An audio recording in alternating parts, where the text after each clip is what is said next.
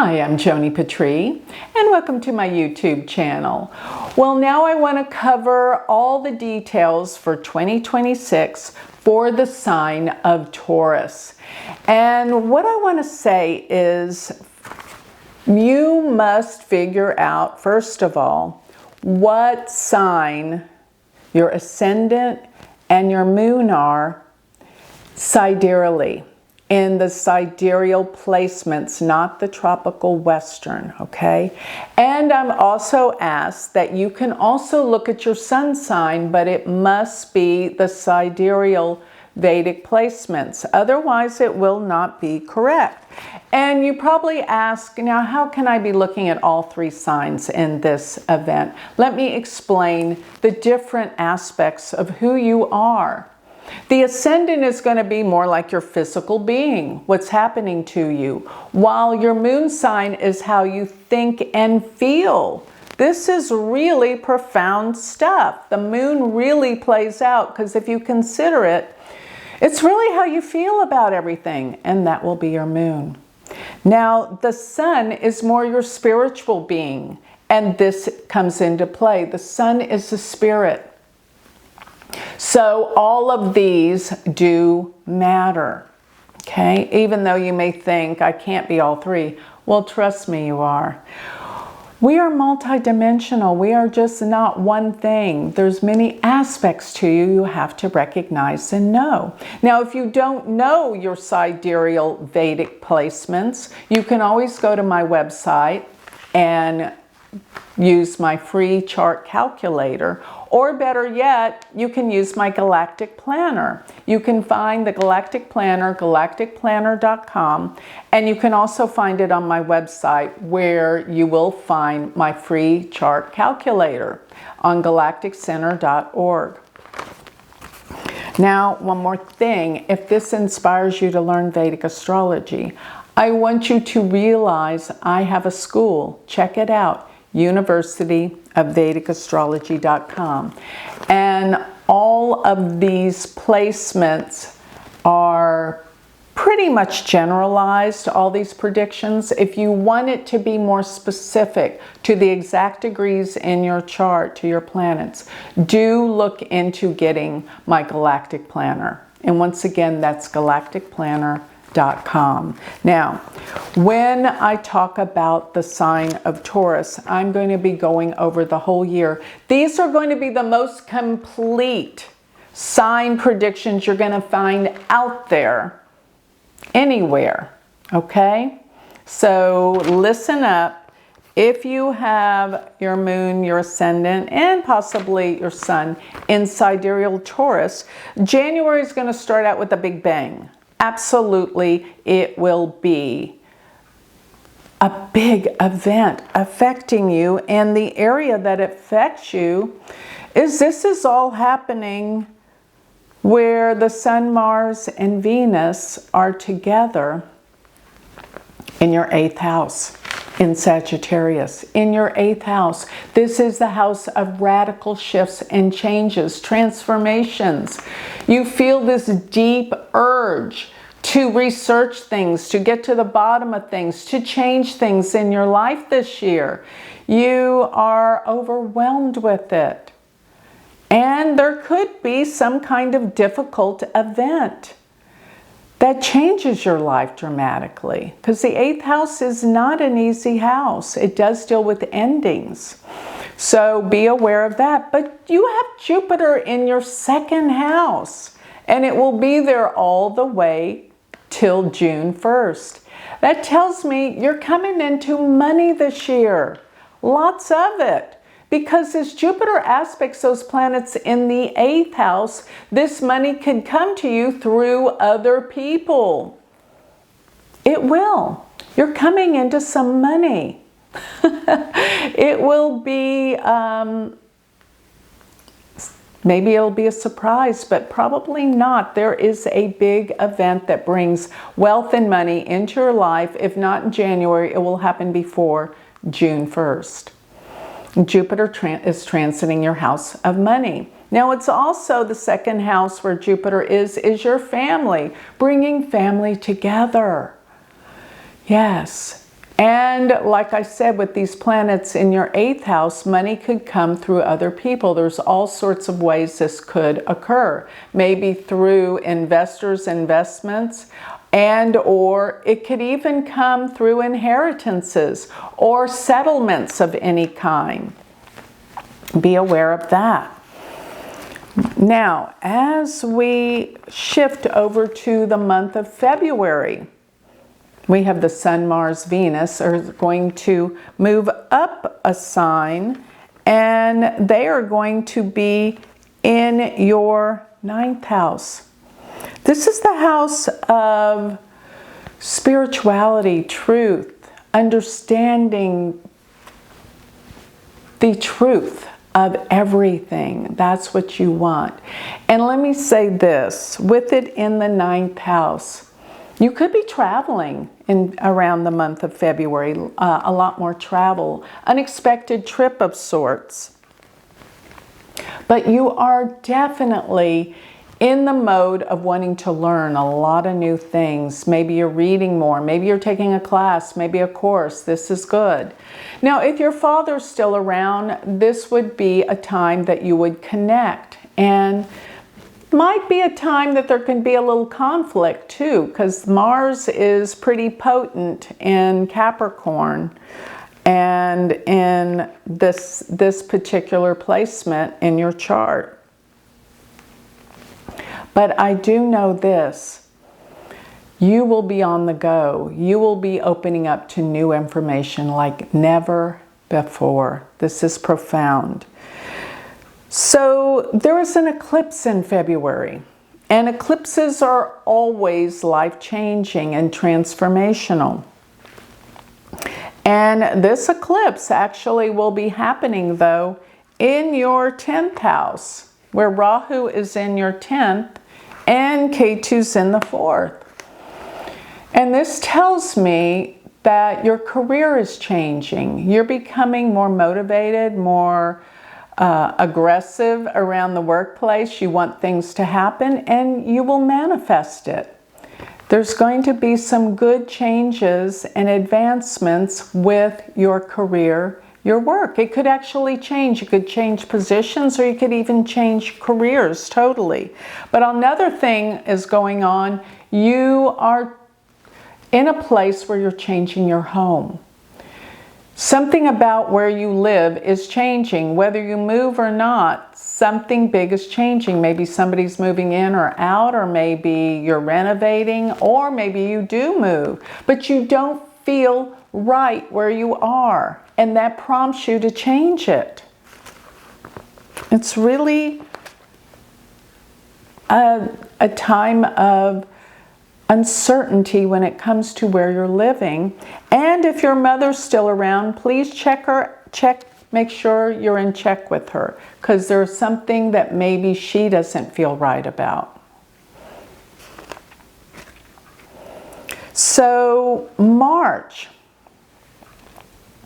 we have Mars and Rahu come together in your 10th house. This could be the end of the work you're doing. There could be a sudden event that ends things. But it could be that it's time for another better position.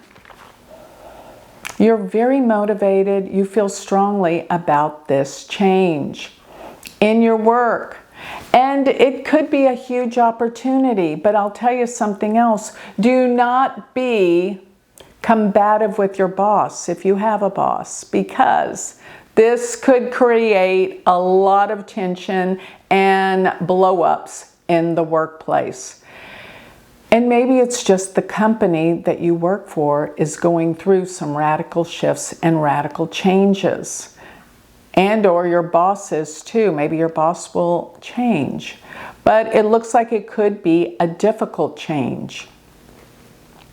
If you have your own business, then you're trying to expand, and you got to really be a little bit, slow it down a little. Don't go overboard too fast. This is a difficult energy in your career house. Now come April, Mars will align with Saturn and Mercury in your 11th house. And this deals specifically with friends, with associates that maybe you work with. But let me say this, you will probably have some conflicts with a friend. And maybe it's the end of a friendship. Maybe there's just something you can't agree on and it's time to sever the relationship. That's okay. But if you have an older sibling, this could be applying to them. There's some kind of head-on disruption where you can't agree on things.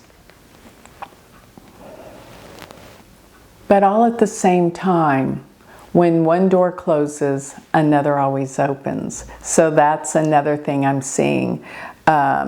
Endings of old friends that you just don't click with or connect with anymore. You don't have that much in common. So therefore, that's going to close, but another door opens. That's what I'm feeling.